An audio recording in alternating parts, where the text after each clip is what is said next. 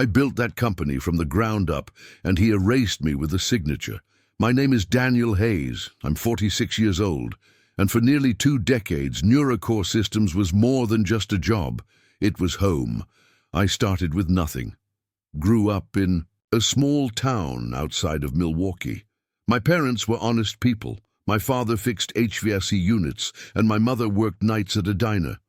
We didn't have much, but we had grit. I carried that grit with me through college, scraped by on scholarships and side jobs, and somehow clawed my way into the tech industry just before the dot-com crash. It wasn't luck that brought me to NeuroCore. It was timing and hustle. Back then, NeuroCore was nothing more than a fledgling AI startup trying to sell predictive analytics to companies who didn't even understand what that meant. I joined as a mid-level account manager, no corner office. No assistants, just a worn-out laptop, a plastic badge, and a territory map no one wanted. Midwest manufacturing. They all laughed at that map. But I didn't. I saw something they didn't. I knocked on doors, showed up uninvited to boardrooms, flew coach 5 days a week for years. And somewhere between the overnight flights and greasy diner breakfasts, I built something, a network, a reputation, trust. By the time I turned 40, I was Senior Vice President of Sales, and my division was driving 60% of NeuroCore's total revenue. My team, they weren't just employees, they were soldiers, survivors. Every single one of them had bled for the brand. We believed in what we were doing, and the company, at least then, believed in us. We weathered storms together, recessions, tech crashes, and 5 years ago, when our stock dropped by 43% overnight due to a data breach, scandal, it was my team that held the line. We retained our top clients. We expanded 2 markets. We bought time for the engineers and developers to clean house and restore faith. We kept the lights on. And when the board handed out bonuses for saving the company, guess who refused his? Me, because I believed loyalty mattered more, but loyalty is a currency that loses value when new management steps in. Enter Maxwell Crane. Even his name sounded corporate.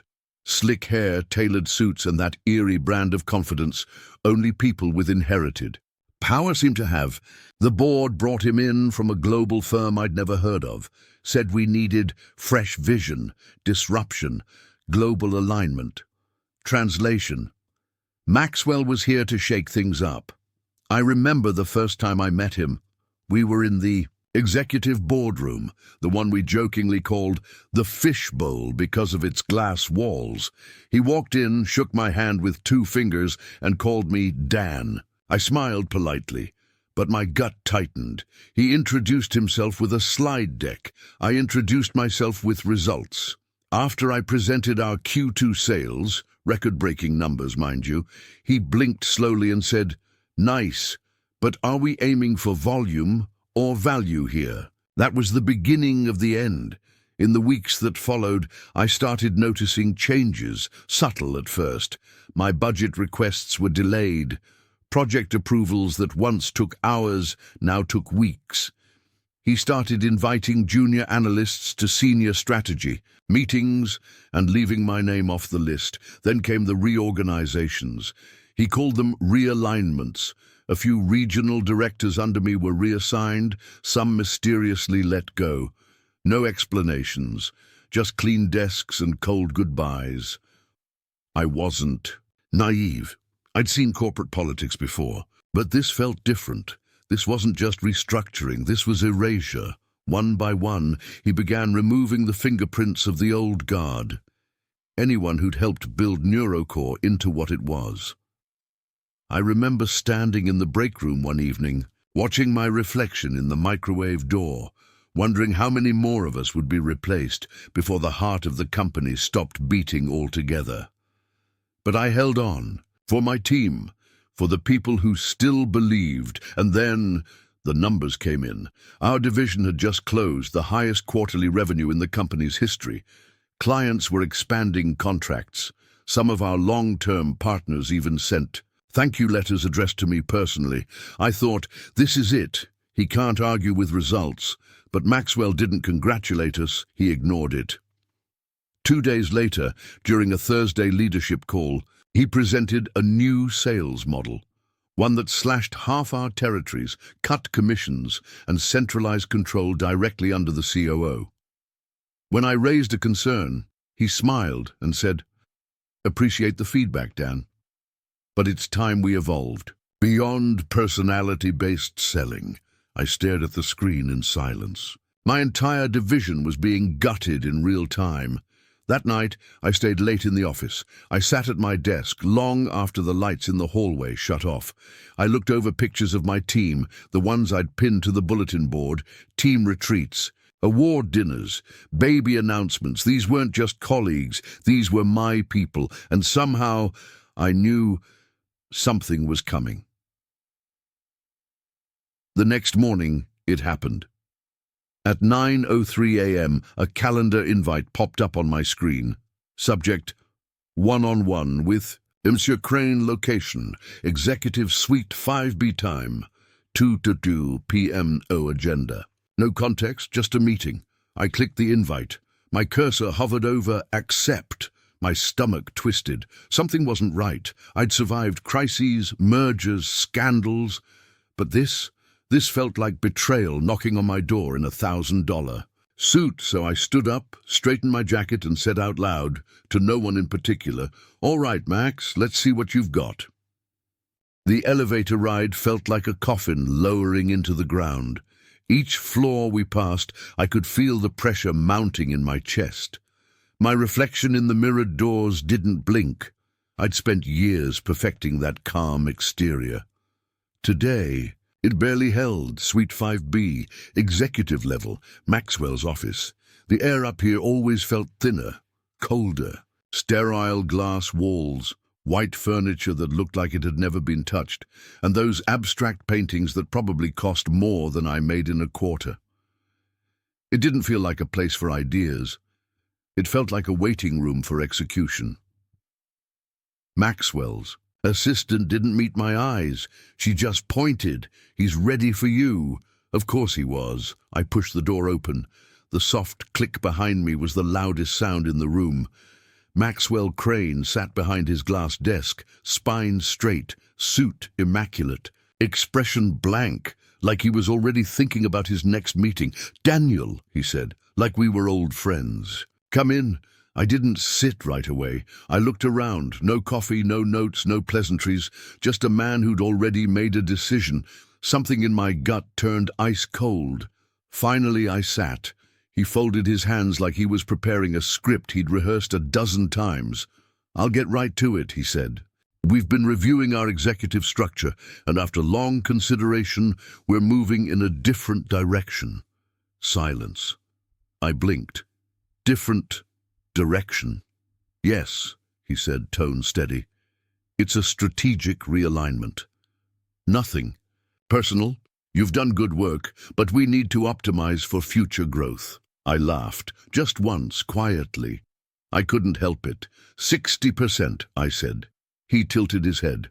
"My team brings in 60% of this company's revenue. We carried NeuroCore through the data breach. We kept the clients, we scaled, we bled for this place." He leaned back in his chair.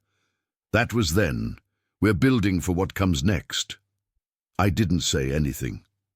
I couldn't, because anything I said would have cracked the surface, and I wasn't going to give him that satisfaction, so I just nodded. "I see." He slid a folder across the desk. "Your separation package. It includes an NDA and 12 months severance. 12 months. 1 year to vanish." "I'll have legal review it," I said. "Of course." Then, as if reading from a script, he added, "And Daniel, thank you for your contributions. You've helped bring us this far." I stood, slow, measured. "You just made the worst mistake of your career," I said, voice calm as still water. He smirked. "Time will tell." I walked out of that room in silence, didn't slam the door, didn't look back, but inside, my world was spinning. I made it to the elevator before the flood hit me, memories crashing all at once, missed birthdays. My daughter's school play I only saw in grainy video. Nights on red-eye flights eating cold sandwiches while drafting client proposals. Closing $1 million contract from a hospital bed after my appendix burst. I gave my life to that company, and in return, I got erased. By the time I reached my floor, the news had already spread. The looks, the whispers. My team was gathering. Near my office, unsure, tense, Jenna, my right hand, her eyes were red. "Tell me it's a mistake," she said. I couldn't. Tariq slammed a chair against the wall. "This is insane. You're the reason we're even here." I didn't answer him either. One of the junior reps, barely a year in, looked at me with wide, shell-shocked eyes. "If they can do this to you, we're all disposable, aren't we?" That one cut deep. I packed slowly. My office didn't hold much by design. A few plaques, a picture of my daughter, and a model plane from the client who gave us our first 7-figure deal. It had my name engraved on the wing. To Daniel, the closer. I took it. Didn't say a speech. Didn't make a scene. As I walked past the glass walls for the last time, I could feel their eyes on me. Some cried. Some looked away. Some just stood frozen, like the building had shifted under their feet, and as the elevator doors closed, I made a promise to myself. This wasn't over. Maxwell Crane thought he could wipe away years of blood, sweat, and loyalty with a smirk and a signature, but he didn't know me. He didn't know what I was capable of when you took everything from me. Late nights in the office, passing out on my keyboard, client dinners where I faked smiles while closing impossible deals. Teaching, interns, guiding rookies, fighting for promotions for my team when the higher-ups wanted to cut corners. I didn't just lead a sales department, I built a legacy, and now someone like Maxwell Crane, who never spent a single hour in the trenches, was going to dismantle it. No. I stepped into the parking lot, took one last look at the building, and walked away, but my mind wasn't empty. It was calculating, measuring, building. Because I knew something Maxwell didn't. When you got the heart of a company, it doesn't die quietly. It collapses from within. The house was quiet. My daughter was at college. My phone buzzed with messages. Colleagues, clients, even competitors reaching out in disbelief. But one message stood out. It came from an old number I hadn't seen in years. I heard what happened. "We need to talk before it's too late." It was from a former board member, someone who'd retired before Maxwell came in, someone who knew things that could change everything. I stared at the screen, heart pounding. That was the moment the gears began to turn. I wasn't just going to survive this, I was going to take everything back. The rain was coming down in sheets as I made my way through the city. It was the kind of rain that made everything look blurred, like the world was underwater. But the truth was clearer than ever. I had to meet her. Linda Garvey, former board member of NeuroCore, and the only person who could give me the answers I needed. She'd retired before Maxwell Crane took over, but I knew she had to know something I could use. I sat down at the corner table, where Linda was already waiting. She was older now, her hair streaked with grey, but her eyes were sharp, intensely focused, as if she was always looking 2 steps ahead. I slid into the seat across from her, the silence between us thick with unspoken understanding. No small talk, no pleasantries. "Maxwell," I said, my voice barely above a whisper, "why did they hire him?" She looked down, took a slow sip of her coffee, and then met my gaze. Her voice was calm but heavy, like she was about to drop a bomb. "He wasn't hired to build," she said, her words cutting through the air like a knife. "Maxwell was brought in to dismantle." I froze. "Dismantle? NeuroCore?" "Yes," she said, leaning in. "He's here to prepare the company for acquisition, cut out the fat, kill off the divisions that make the least sense, and if necessary, undermine the things that could prevent a smooth sell." My pulse quickened. But my team, we brought in 60% of the revenue. We were the backbone. She nodded slowly. I know. And Maxwell saw you as a threat. He knew you had too much respect, too much power inside that company. If you stayed, he couldn't do what he needed to do. My head spun. So this wasn't personal. This was a cold, calculated move. Maxwell hadn't just fired me because of some misguided belief in a new direction. No, he fired me because I was standing in the way of his plan to gut the company and sell it off piece by piece. I clenched my fists under the table, but I kept my composure. I couldn't let her see the anger rising in me. Not yet. I didn't. Just lose my job, I said, my voice low. I lost everything I built, my team, the clients, the legacy. Linda's face softened, but only for a moment. You weren't the only one. The board isn't blind, Daniel. They don't want to admit it, but they've seen what's happening. Maxwell's playing them, and he's not done yet. That was all I needed to hear. The fuse had been lit. Spent the next few days working in the shadows, gathering what I could, piecing together the puzzle. I still had connections inside NeuroCore, people who owed me loyalty. A loyal IT manager, Greg, had been slipping me documents when he could. Contracts, financial memos, emails between Maxwell and the board. They weren't just discussing strategy. They were plotting the company's death. The deeper I dug, the clearer it became. Maxwell wasn't just sabotaging my team. He was cutting entire departments, shifting resources, and stripping the company of its assets, turning everything into a shell.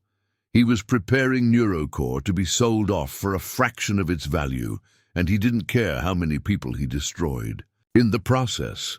But it wasn't just the company I was trying to save. There were people still working there, people who had families, who depended on NeuroCore for their livelihoods.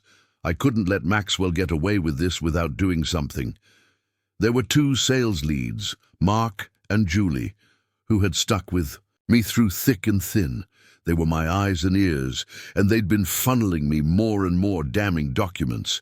Some of the contracts they handed me had clauses that should have never made it past the legal team. Secret side deals, massive. Payouts to third-party vendors. The deeper I went, the clearer the conspiracy became. But it wasn't just the company that was slipping. My former clients, the ones who had trusted me, they started reaching out. One by one, they said the same thing. Something's off. Contracts were being delayed. Projects weren't being completed on time. Support was slipping. Maxwell's vision was failing, and people were starting to see through the cracks. The rage in me burned even brighter. But it wasn't just rage anymore. I wasn't a victim. I was a strategist. And Maxwell was about to learn that he made a fatal mistake. I sat across from my wife, Karen, late one evening.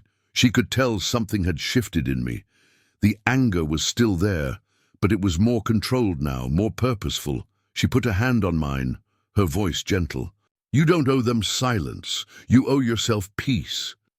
She didn't need to say more. She knew what I was planning, and she knew it wasn't going to be easy. But she also knew I wasn't going to stop until I'd taken everything back. I've got a plan, I said, meeting her eyes. It's going to get messy, but Maxwell's going to pay for this. Karen nodded, her face unreadable. Just be careful. Don't lose yourself in this. I took a deep breath. I won't, but he's going to destroy this company if I don't act now. I'm not doing this for me anymore. I'm doing this for the people who are still there, for the people he's about to ruin. I stood outside the sleek glass tower that had once felt like home. The rain was coming down harder now, the droplets pelting my face like tiny needles. But it didn't matter. The drive in my hand felt heavier with each passing second. On it were the smoking guns, emails, contracts, financials, all the proof. I needed to expose Maxwell's betrayal. I stared up at the building. I had built this place. I had brought in the clients, closed the deals, fought for every inch of success, and now I was standing here, ready to take it all back. I slipped the drive into my jacket pocket and took one last look at the glass tower. The place that had once In my world, time to return the favor, I muttered to myself, voice barely audible over the rain. It was quiet, just the ticking of the clock in my study and the soft hum of my computer. I stared at the screen.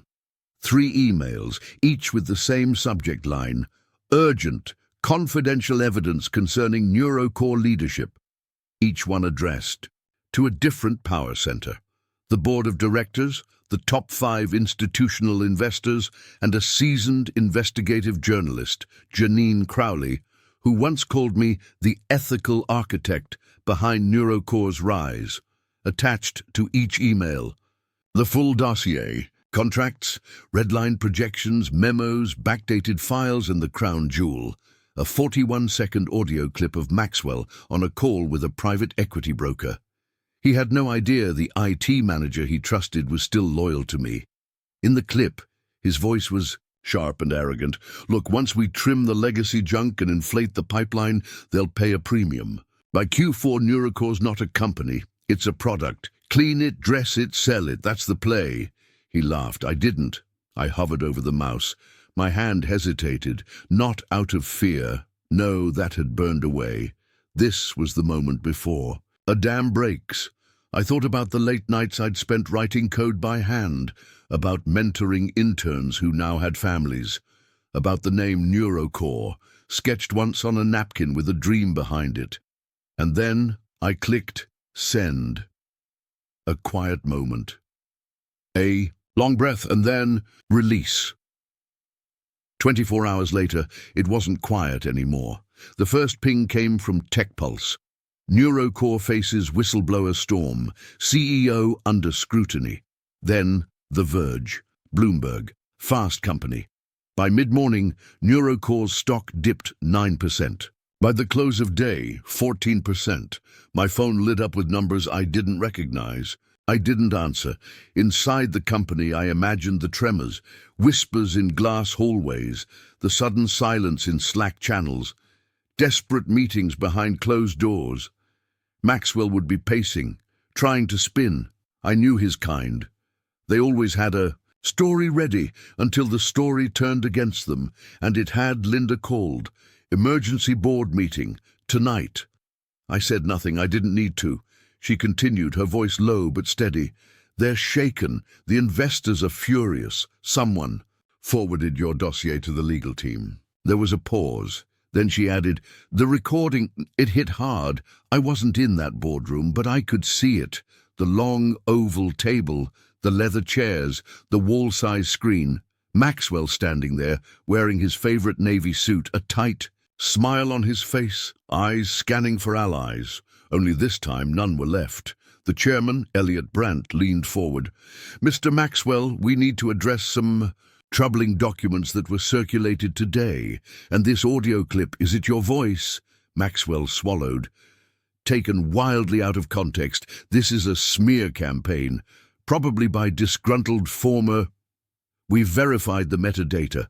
Another board member cut in. This isn't just real, it's damning. I was restructuring for efficiency, Maxwell snapped.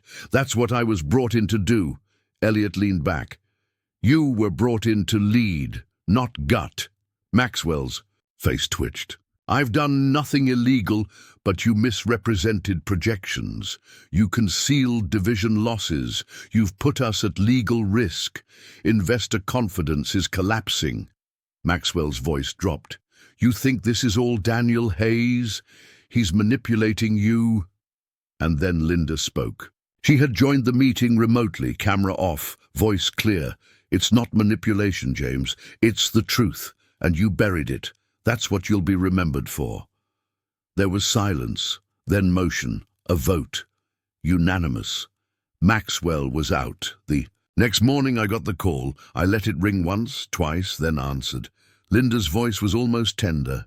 He's out. You won. I closed my eyes, not because I needed to hear it, but because I finally believed it. Later that week, the board sent an offer, a consulting role, a bridge back into the company I built, an invitation to help rebuild what Maxwell had broken. I declined. I wasn't angry. Just done. NeuroCore would always be a chapter in my life, But it wasn't the whole story anymore. I had already begun writing the next one. I found myself at the beach a week later. It was early morning, the sky still bruised with sunrise. Waves, licking the shore in slow, deliberate strokes. I stood there, shoes off, wind cold against my skin. In my hand, the USB drive, the same one I'd used to collect every file, every memo, every bit of proof that helped bring Maxwell down. I buried it in the sand and let the tide wash over it.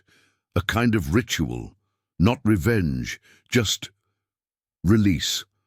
I thought about what my wife had said back when I wasn't sure how far I'd go. You don't owe them silence. You owe yourself peace. She was right. I hadn't done this to destroy anyone. I'd done it to protect something, to remind the world that what's built with heart and integrity shouldn't be casually discarded. Maxwell came in with numbers, but he didn't understand people. He didn't understand loyalty or legacy, or the fact that sometimes the quiet ones who build are the most dangerous to betray. Now I work differently, smaller teams, no boardrooms, just people who care, people who listen. I build slower, but stronger, and I sleep better because I know who I am, and more importantly, I know what I'm not. To those who've been cast aside, to the builders who've been ignored, to anyone who's been told they don't matter anymore, don't disappear. Don't shrink, because the truth is the people who build should never be underestimated. Not then, not now, not ever. If this story moved you, subscribe. There are more.